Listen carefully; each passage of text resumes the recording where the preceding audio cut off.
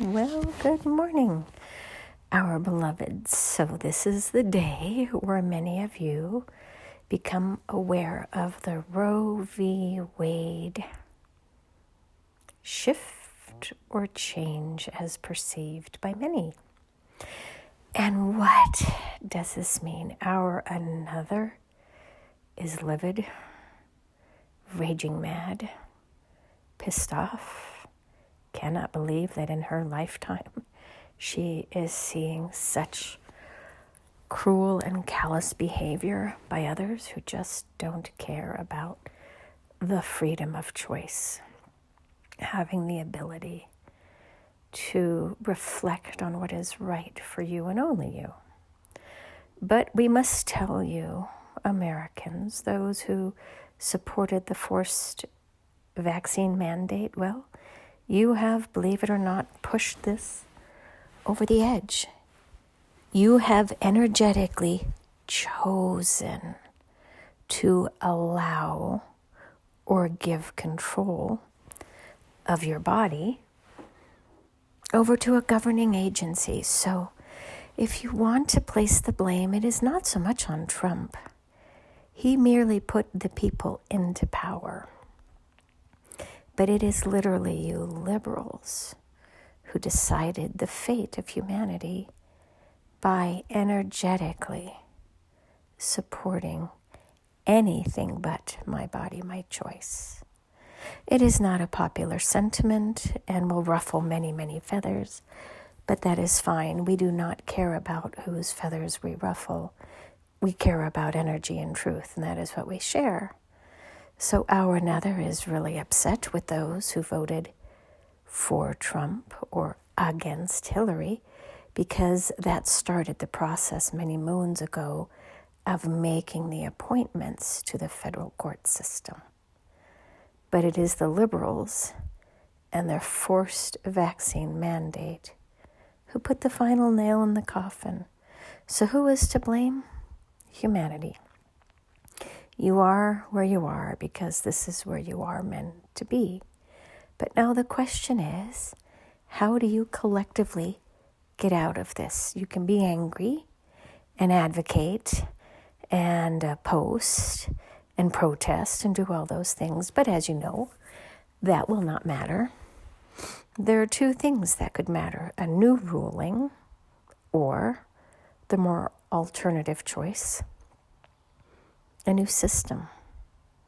We're trying to prepare you all for the new system that is coming, because the old system is so broken. The pendulum swings back and forth, and your energetic imprint does not allow for freedom of choice in many ways. You are overregulated, you are overmedicated, you are overanalyzed, you are overjudged, you are overcriticized, you are over everything, because this is the nature of the patriarchy when it tries to control its masses. It doesn't matter whether you are on the left or the right or the left. We are showing our another that as we say right is on the left, and as it is on the left, it is on the right, which means that it is all just an optical illusion. This divide is an optical illusion. You are all one. And until you can empathetically and judiciously align and assign the rights to the individuals to do as they please while collectively figuring it out, it will be a place in history when the shift finally occurs, when the governance finally breaks down and you all decide a whole new way of governing yourselves. It will require fortitude, a break from the collective thinking where you all find yourselves, and rebanding, reuniting, recreating a nirvana. But it won't be anarchy. It will be peaceful resistance to where you find yourselves now. What are some examples that we could give you? Well, you have your tribal lands. Maybe you place all federally prohibited or no longer protected abortion clinics on tribal lands. How is that for a novel solution?